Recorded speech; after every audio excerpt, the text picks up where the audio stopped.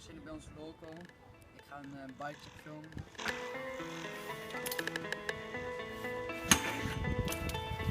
Yo. Ik heb Odyssey grips. Hij is fucking chill. Stringy trashbar. 4 piece. Ook sick.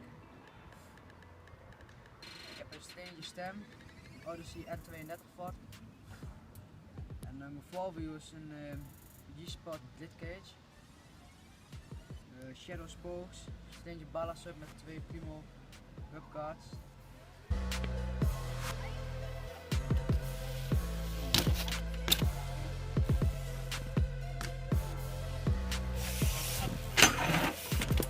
Yo. Ik rij 4 packs. Dat vind ik zelf wat chill, dan kun je ophol en regular grinden. Dus allebei de kanten.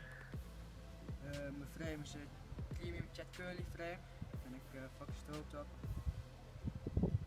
Cranks. Ik heb eerst deze Substance cranks. Die zijn ook gewoon donders chill.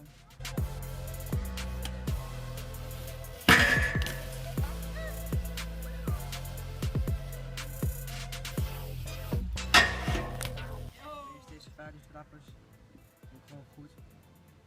Ik heb een Odyssey Sprockenkaart gesprokkeld. Met een Shadow Half Link Interlock V2 ketting.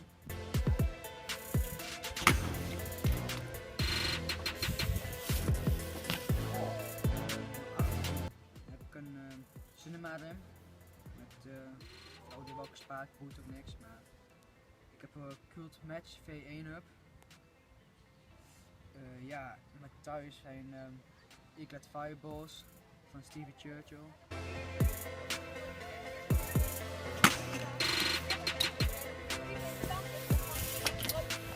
Yo. Ik heb een volume seat met een Primo seat post.